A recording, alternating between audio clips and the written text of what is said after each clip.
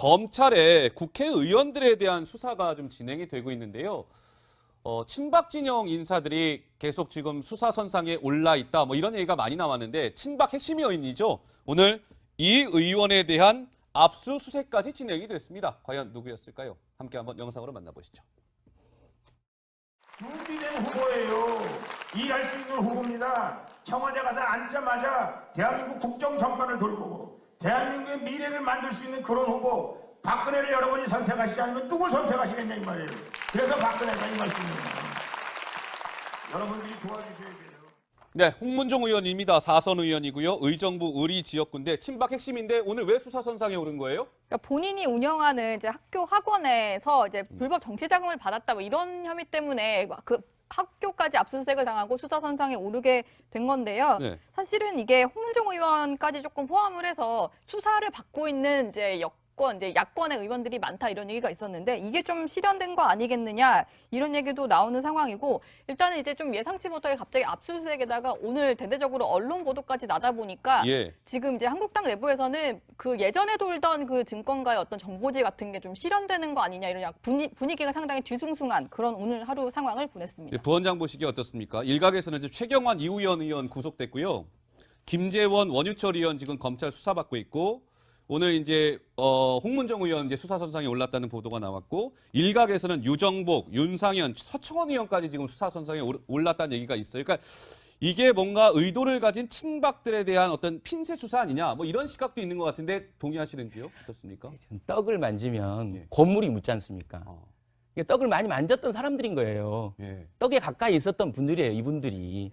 그래서 저는 핀셋 수사라기보다는 릴락시다. 릴락시. 네, 해서 다 봤더니 막 같이 들어오는 거예요, 지금. 그러니까 뭐냐면 지금 우리 그 홍문종 의원도 결국은 이우현 의원 소장하다 보니까 거기서 이제 알았다는 거 아닙니까? 인지를 했다는 거 아닙니까? 그래서 2014년에 지방선거가 있었는데 그 지방선거 후보들이 이 경민학원에 기부금을 냈다는 거지 않습니까? 그래서 이 기부금을 이제 사적으로 이용했다. 뭐 이게 지금 혐의 사실인데 결국은 그런 거예요. 지금 뭐 이렇게 낚시를 딱 해서 했는데 막 줄줄이 계속 나오고 있는 거예요. 그래서 이제 최경환 의원 같은 경우도 특활비를 안 받았다. 그래서 내가 받았다면 어떻게 한다고 차마 말로 입에 담기 어려운 말을 하셨죠. 그런데 어떻게 됐습니까, 결국은? 지금도 우리 홍문종 의원도 사실 지금 강하게 지금 부정은 하고 계신데 정말 그게 아니길 바랍니다, 저는 사실. 부원장님 이런 시각은 어떻습니까? 그러면 야당에선 이렇게 주장을 해요. 여권 인사들 중에서 수사선상에 오른 인물은 전병헌 전 뭐 정무수석 정도가 유일한 것 같다. 이런 얘기를 한단 말이죠. 그러니까 야당 의원들만 그러면 그동안 잘못을 했을까? 여당 의원은 그러면 뭐 릴이 고장난 것인지 아니면 안 올라오는 것인지 뭐 이런 야당의 이런 시각에 대해서는 좀 그동안 떡에 가까이 없었던 거죠. 쉽게 생각하면. 그동안 여당에 있었던 분들은 다 야당이셨지 않습니까? 그동안 지금 말씀하신 분은 다 여당에 있었던 거고요. 그래서 저는 이것을 여당이 한 명 갔으니까 야당도 한 명 가야 되고 야당이 한 명 갔으니 이건 진짜 기계적으로 이렇게 할 수는 없는 거죠. 사실을 다투면서 어떤 문제를 찾아가는 건데 지금 보면 그 연장선상에 이 정권과 어떤 문제의 지점에 가까이 있었던 겁니다. 친박들이. 그리고 지금 말씀드렸던 이 분들이 다 박근혜 대통령과 가까이 있었던 분 아닙니까?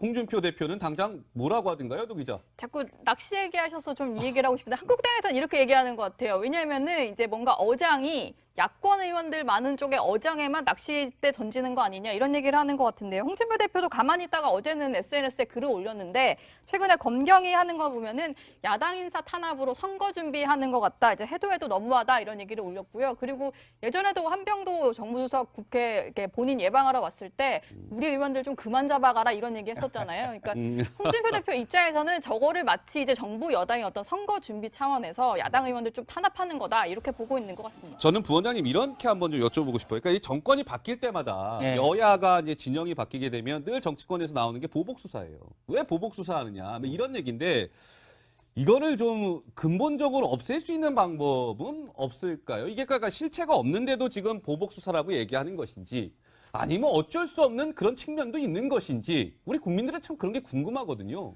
일단 이제 수사가 진행되고 있으니까 이제 그 저는 검찰이 봐야 된다고 봐요. 검찰이 뭔가 어떤 문제도 없는데 문제를 삼으면 본인들의 신뢰가 떨어지지 않습니까? 예. 저는 과연 이제 그렇게는 하지 않을 것이다. 지금의 검찰이. 그래서 지금 보는 것이 중요하고 예. 이 사실을 인지했는데 예를 들면 지금 우리가 지금 대한민국이 아파갖고 지금 배를 갈라서 수술을 하고 있지 않습니까? 대수술을. 예. 근데 봤는데 암덩어리가 있어서 암일 거라고 개복을 했는데 봤더니 더 큰 질병들이 있는 거예요. 근데 마치 이게 문제가 예를 들면 문제가 생긴다 그래서 이걸 네. 닫아버려야 됩니까? 어. 아니라 다 완벽하게 수술하고 닫아야지 건강해지는 거 아닙니까? 예. 지금 그런 상황이에요. 아니 조금 이 정도 아프겠지라고 생각하고 진단하고 진찰해서 환자를 개복을 했는데 네, 알겠습니다. 봤더니 우리가 생각했던 거 이상으로 지금 골마 있었던 거예요. 예. 그러면 그것을 다 치료하고 예. 닫아야지 지금 그냥 그 병을 딱 덮으면 안 된다. 있는데 덮어버리면 그거 말이 됩니까? 또 골물 수 있다 이런 그렇죠. 말씀이시죠. 예.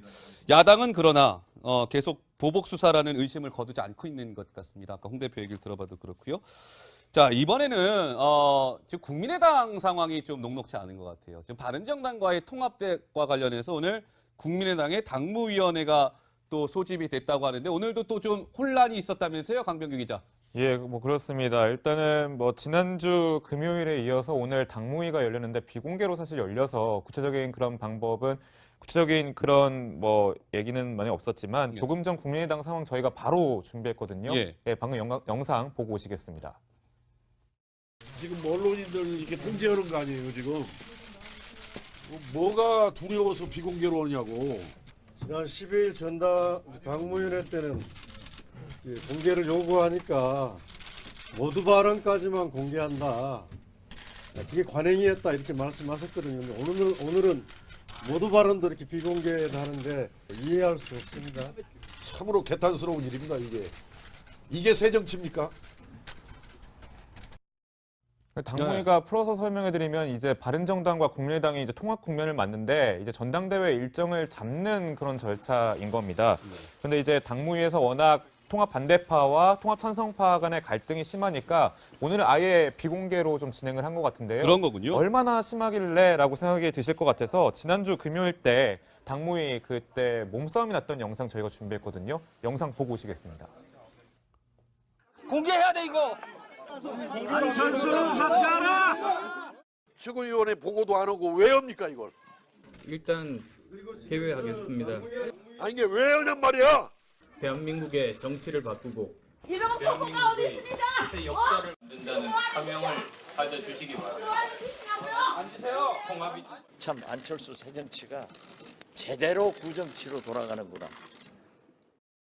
아까 지난주 금요일 날 저렇게 국회에서 공개로 해서 저렇게 이제 난리가 나니까 오늘 같은 경우는 당사에서 비공개로 이제 회의를 하니까 또 일부 좀 반발하는 목소리가 나온 거군요. 그렇죠. 이제 국회다 보니까 이제 의원들이 좀 많이 몰려와서 저렇게 좀 소리를 지르는 모습이 연출이 됐잖아요. 그래서 오늘은 당사에서 1층에서 이제 기자들도 들어가는 장면만 찍게 하고 기자들의 진입조차 막을 정도로 꽁꽁 이제 문을 닫고 비공개 회의로 진행을 하고 있는데 예. 아무래도 저렇게 좀 그 소리 지르고 싸우는 모습이 나가는 거에 대해서는 안철수 대표가 좀 부담이 되기 때문에 그런 결정을 내린 것 같습니다. 부원장 보시기에 국민의당과 바른정당의 통합은 뭐 이제 되돌릴 수 없는 것 같습니다. 이제 그렇죠. 좀 갈 것 네. 같은데 어떻게 보세요? 이 지방선거에 약간의 정말 파급력이 있을 거라고 보십니까? 아니면 어떻게 보세요? 예. 뭐 참 조심스럽습니다. 근데 여권의 입장으로서는 야당이 자중질환해서 빨리 안정화에 돼야 여당도 파트너가 생기는 거거든요. 근데 이렇게 지금 파트너가 없는 상황에서 정치를 하고 있는 게 상당히 아쉽고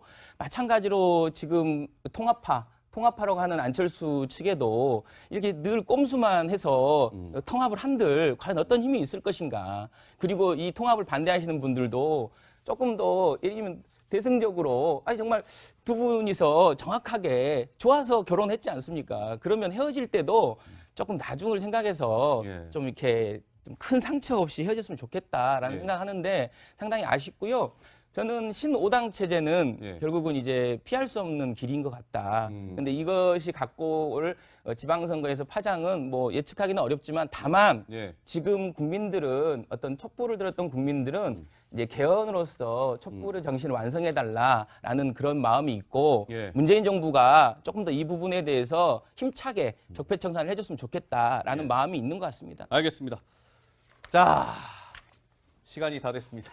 아쉽네요. 아유, 금방 가네요. 금방 갔습니까? 예, 예. 알겠습니다.